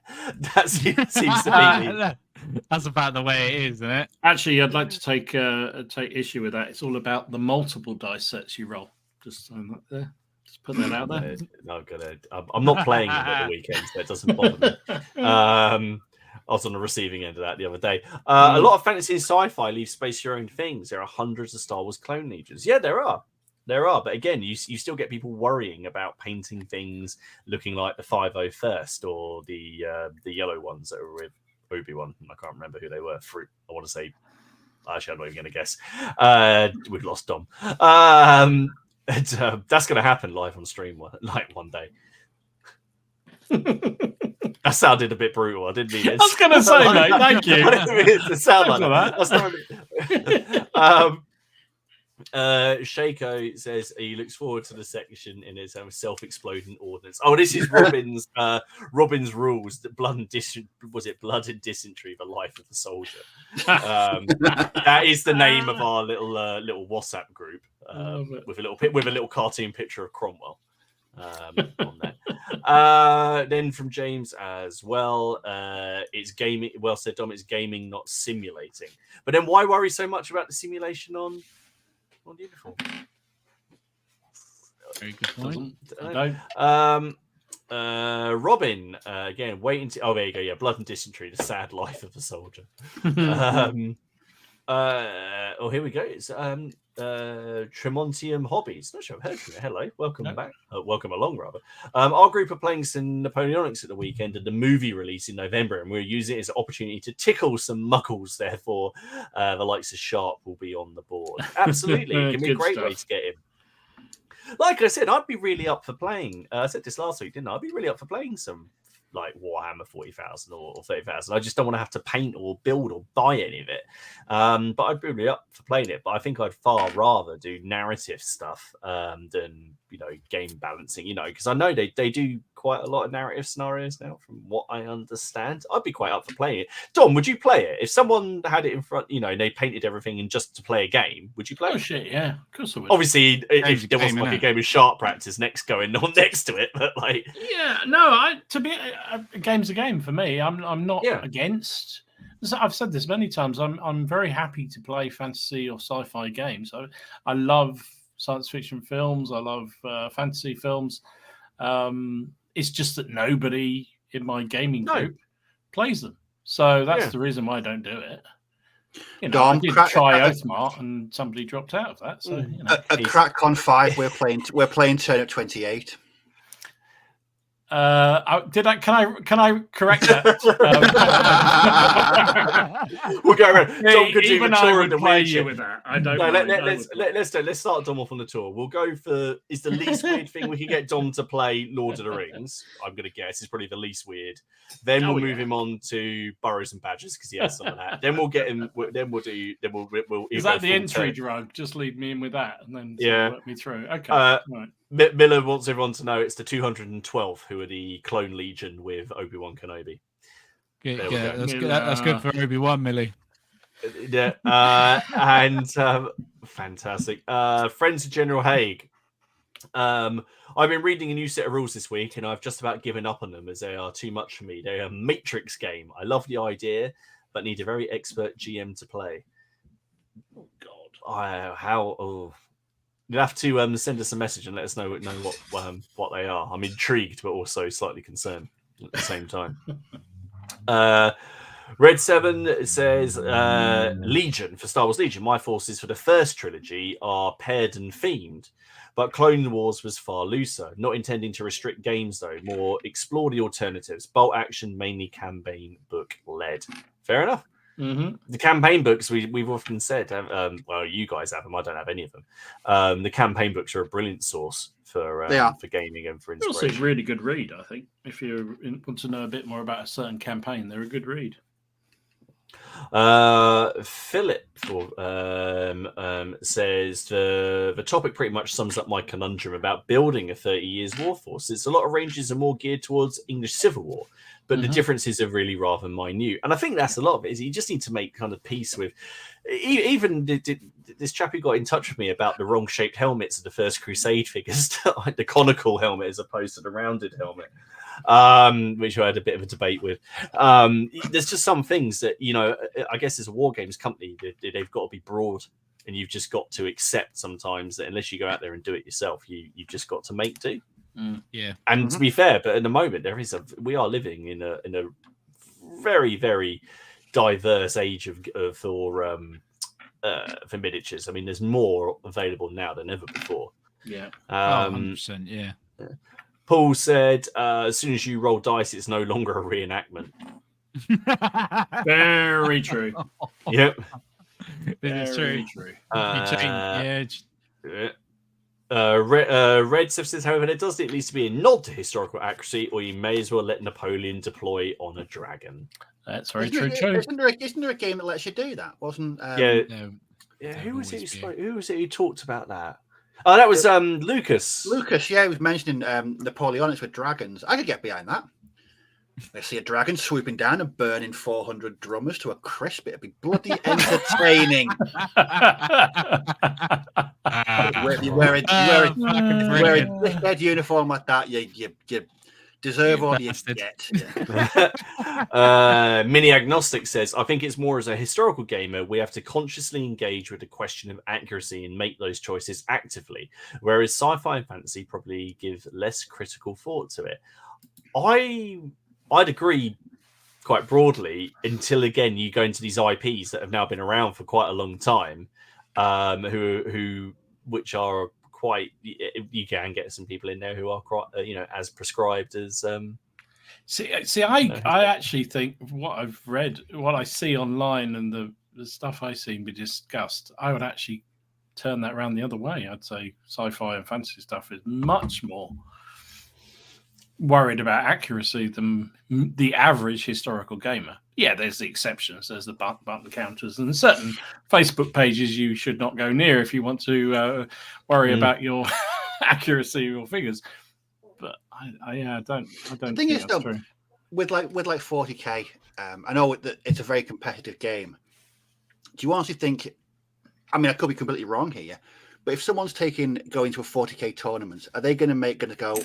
I want my list to be completely 100% lore accurate, or do I want to smash my opponent into the ground? Yeah, with my Cheeto-covered fingers. Mm-hmm.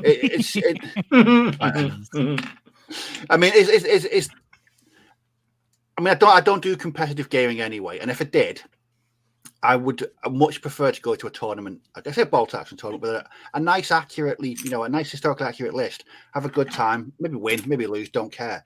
I wouldn't want to take an all-conquering, cheesy, unhistorical list for the sole purpose of smiting my opponent asunder. Not a meta player, then. No. So is it possible to be historically accurate and be a competitive gamer? Oh, is that a question for another day? Is that a topic question? Maybe that should be a topic for another day. Is that going to be Ken's question for 2 weeks' time? Shaco says, anyone remember the General's Companion for Warhammer Fantasy Battles that added great flavour on top and even a new game type such as 28mm Naval Battles? I remember that. And those kind of things are always fun, where you can expand out and it just becomes to add flavour. And you can use them in historical stuff as well. Okay. Basement says, I use these makeup brushes for the Jesus. for the ladies I've shaved to the wall in my basement. Steve, you're a bad man. Wow. Lionheart said, "How?" I love the fact you read that one out. Well, I didn't star it. I think I did, Ken. but only to see whether you do it. Well, fucking me. Don't you start. Lionheart said, "How about the Fury miniature from Warlord Games, Steve? Does that do it for you?" Wow. I never. That was. Why that can't was it pure come with hatred. Brad Pitt crew? That's what you should do. Bragg Pick, Brad Pitt. Bragg Pick, and Dick mix. Winkers. Fucking hell. David said he'd rather his opponent turned up with a completely inaccurately painted army than the units of unassembled and unpainted middies in clear plastic bags. I wholeheartedly, I would love someone to go to a Napoleonic game and just go, "Here's my battalion in a bag." It's bad enough when it was orcs. You imagine what would happen. That being said, though, we have seen it. I've seen it in groups where people have put up a question saying, how do people, I've just played a game and my opponent turned up and he painted them for this, and we weren't playing. They were based in the snow, but I only have a green mat, and I found it really, really hard to play a game. And you just okay, yeah. I mean, I know with tournaments, a couple of ball action tournaments I've seen, they do have a mixture of terrain types. I mean, if someone's going to bring their, Stalingrad Germans in full snow, there's not going to be 12 tables of snow just because you've decided to bring the snow Germans. No. And it wouldn't. Okay, I mean, from aesthetically, it wouldn't look the best. I mean, if you've got, I don't know, snow bases on a desert field. Yeah, I've seen that. In all seriousness, I've seen that in a bolt action competition, because, as you say, someone turned up with their Finnish, whatever it was, troops, and they're all covered in snow, and they had ski troops, and they're playing on a desert map. Yeah, it's a competition, so that's it. In their home games, they've probably got a winter board, so probably they'll be playing on that. David then said, maybe a topic for a different stream, but slightly related. Do people find it easier to paint to a specific theme, e.g. research uniforms, or come up with their own schemes? I hope you're writing these down, Ken. You've basically had your week written for you. I've already know what mine's going to be. It's fine. Go on then. The units of Gondor in the Lord of the Rings. There you go. That's my video. That's my stream. What? What units did Gondor use in the Lord of the Rings? There you go. That's mine. What do you mean? What units did they use? What's he on about? I have got no idea. Is it possible for gout to get to the head? I don't know. Yeah, possibly. I don't know. Yeah, I can't think. I'll leave that one starred because you're blatantly going to come back to it and use it. David finished off by saying he has a gaming body. He can only paint things that he has seen the scheme for, so he'll only paint Space Marines in their chapter colours. Sounds like Ken's kind of person. Sounds like a good man. That does. Axis and Aliens, absolute. That's a great name. I think if we think the nerd frothing for 40k accuracy is a thing now, just wait till the movie comes out. That's very true. Very, very true. When talking about anytime you roll a dice, it's a game. He said, "What if you're reenacting a historical game of dice? You sarky git." Sarky man. Robin wants you to know that Turnip 28 is gardening, not gaming. Good man, Robin. Well said. Kevin said, "What about getting No, absolutely not. No, just no." He's got to paint the whole army because he ain't got one. Yes, I do. No, you haven't. I thought we got rid of it. There. No, so you forgot to get rid of it. And I'd up to that point forgotten that for the third time running to pack them.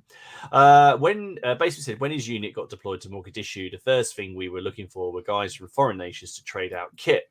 My brush hat, pack, and boots were all from other country uniforms. Mm-hmm. Yeah, exactly. And that's a look I really like on my miniatures. I know, Ken, you have you're slowly coming around to it, aren't you? About maybe putting in some different kind of trousers here and there into your units. But I love mixing and matching stuff in, and then have little patches on. What I love doing is with bolt action is throwing in opposing forces weapons. Yes. So I've with my Polish Airborne, I've got one of the NCOs running with a machine pistol. It looks fine, and vice versa. I've got one of my DAC guys has got a Tommy gun. I just think it throws in a bit of a bit of fun, a bit of flavour, a bit of character. Mobile and hostile. With historicals, you can decide how accurate you want to be. With fantasy, there is only lore to hold on to, so variations can seem to be at variance with that. That's very profound.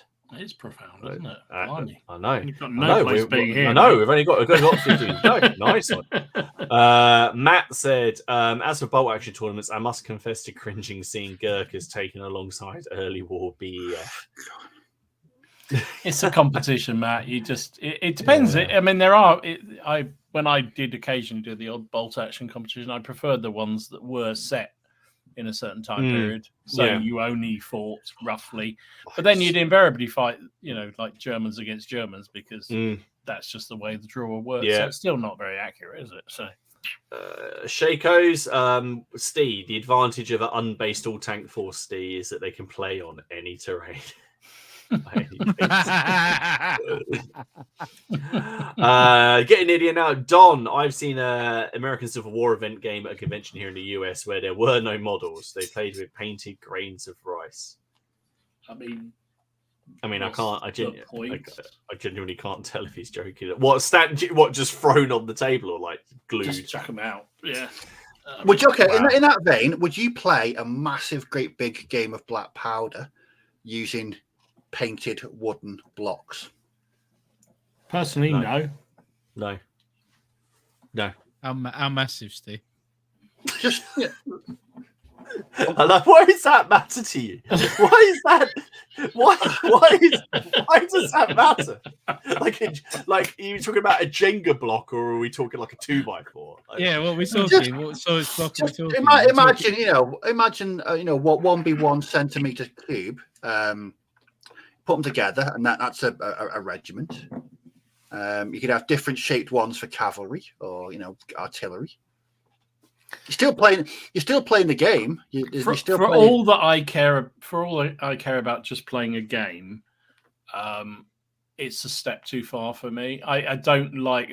What was that game that was out very popular early end of last year, where it was just blocks of infantry? It was Ancients periods, was it? It was I forget which one it was. Is that the one that Harry Sidebottom played? They had that lovely release. Yes. Yeah. To me, that was just like I can see it, but it's just like, really. I would play it with its own rules in the pub, which is what that game is meant to be played in the pub, isn't it? Is that's what all of the pictures online are of, and then I found out how much it cost, and his books must be selling really well. I'd rather just drink in the pub myself, but no, I'm not. But to me, I again, we talked before. I really like the visual aspect. Yeah. Steve, this is the final comment from the started ones, and then we're going to look at some pictures. Ken's next stream will be, is 3D printing dead? Yeah.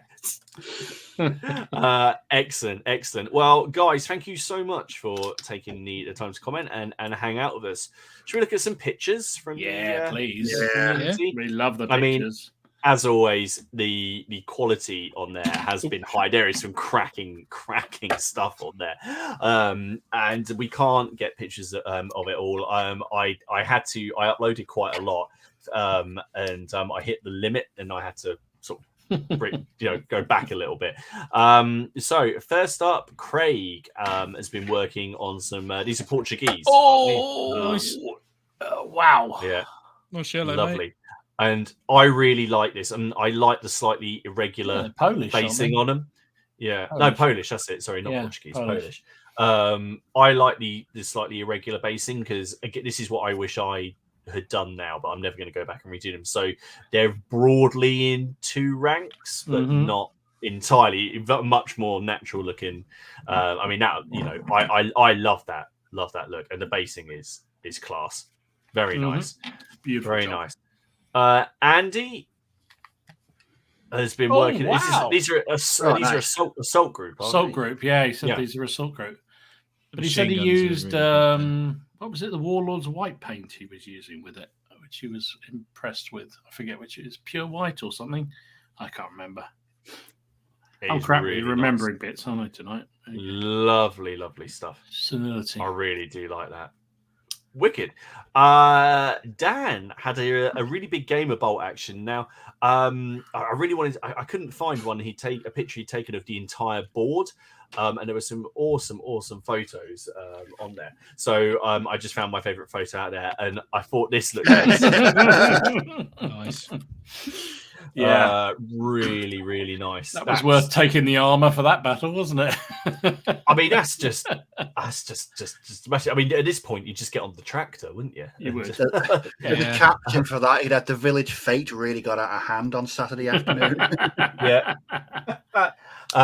Lovely stuff. Please, and we love seeing pictures of games, and there's a lot more coming that are appearing on there. Don, who has finished some more of his Wars of the Roses stuff for his Tewkesbury game coming up. So if you're coming to CrackCon, then you'll see these guys. I love the pile of models in the background, like the unpainted ones. I love it. You got the really nice like the horses as well, and then in the background you just got the. I can't tell if that's the point he went to bed. Are they lancers? They might be lancers. I don't know why I'm looking at the back when you got these lovely units in front. Yeah, they're front rank figures, aren't they? They are very nice. And coming to a CrackCon battlefield this weekend. Joey was playing. This was Chain of Command for the Cold War. They modded it slightly. Oh, Cold War. Okay, interesting. So really nice. I love the battlefield. I sometimes quite like having a really big battlefield when you don't have masses of stuff on it, or you're playing it just looks really nice. If it's Cold War, you'd need the Rangers, wouldn't you? So yeah. Wow. No.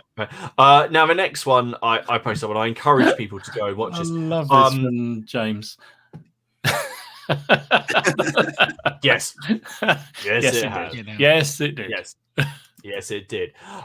So Matt over in the States, he played Space Hulk, but he made it Aliens Space Hulk. 3D, wow. With 3D terrain. Now he's posted up in the group, and Matt, like I said before, Matt puts out some really nice like cinematic battle reports. Go and watch it. It's class. So he's used Space Hulk, adapted it slightly, and they're playing Aliens with it on this board. Nice. And he's put up some quality photos in there. But I saw this and I had to click off of it fairly rapidly. But it doesn't. It look class. It's very good. It does look good. So. Yeah, go and take a look at that, and that's what I mean. It's quite nice, get other games and just use their rules to play out the stuff you like. Yeah, pretty much. Yeah, pretty much my feeling on that one. Cracking stuff. Krista has finally got around to basing some of his British stuff. So we always put these up, but I thought those were brilliant. I love the red. Great. It's just nice and clear. Lovely stuff. Lovely. Jonas was playing bolt action.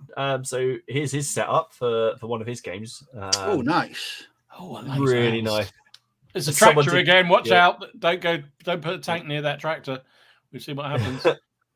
I've just realised, is that the same game? I think it might be. That is the same game, isn't it? Is it the same game? Mate. Hang on a minute. Is that the same game? It looks like the same tractor. Yeah, it is. Hang on. Yeah, it is, yeah.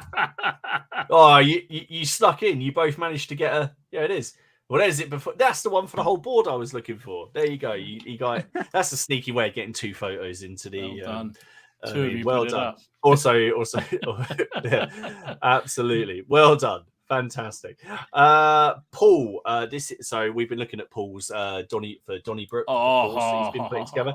So is this Richard Winker? Is this him? Yeah, so where's Dick Winker in there? I want to know. Is he on the horse? Is it Dick Winker's in the carriage at the back? Good on him. Or in the bushes. I don't know which one. In the bushes.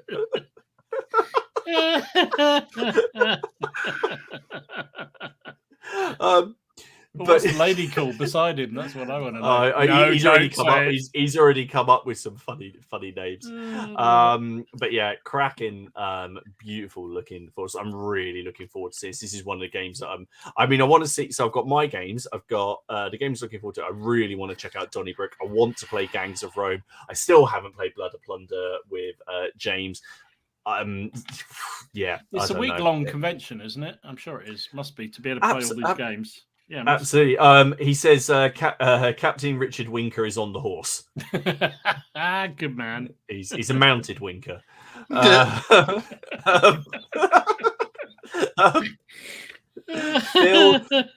Phil has been working on his World War II stuff, and I believe these are 20 mil, I think. Really? Wow. I think I might be lying there. I think they are. Yeah, I love that, and I just put them up here because I wanted Steve to have to stare at all 20 mil stuff. Couldn't they just talk to each other though? I was just saying. Now the next one, I don't know if you guys saw this. Steve posted his Turnip 28 game.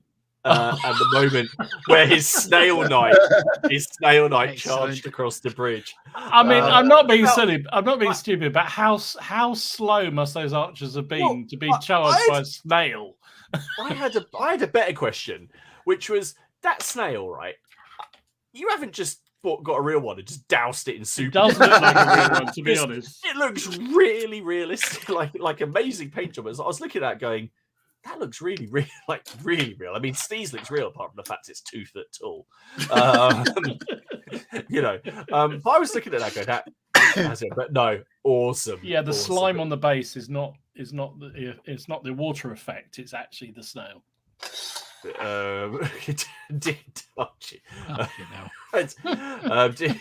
Dickie Winker and the live Regis Winker. Oh, brilliant. Oh dear.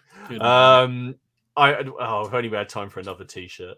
I was thinking exactly the same thing. Dick Winker might have to be the model. If we only had time to have a model made, then Dick Winker might have to be one. Richard, he's finished his bolt action force. I really, really like this. Nice. Really nice stuff. Thomas. Now, I think this is a 40k model. It's one of the assassins. And I think this is the one you got for free when you sign up to Warhammer Plus, and I think as far as I'm aware, that's it. But I really like it. I just really like the contrast of colours. Yeah, and he's just done such a good job on that gold. Yeah, the metallics. Really, really nice. That's really cool. Really nice. I always like that's a Vindicare assassin, isn't it? Yeah. Those are all, I liked those ones. And Tim, he's just finished now. I think these are for. Are these O group or chain of command? I think they're for chain of command, he said. So it's just again really nice to see just people churning stuff out. And that's where I ceased with the pictures because I say some brilliant stuff. Bloody hell, it's nearly time. Dom,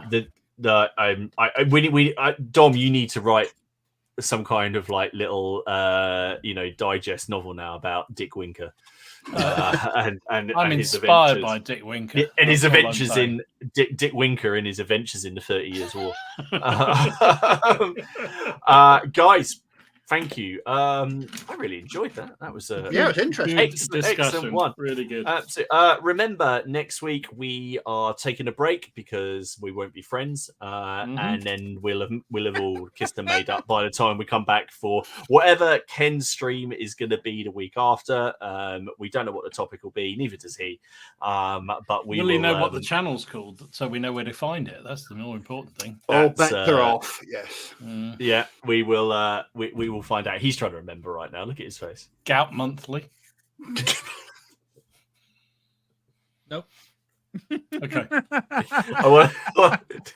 Oh, Ken, there's going to be so much fall gout from this episode. It's unbelievable. Someone had to go there. We'll see you all on Friday anyway. Awesome. Oh, dear.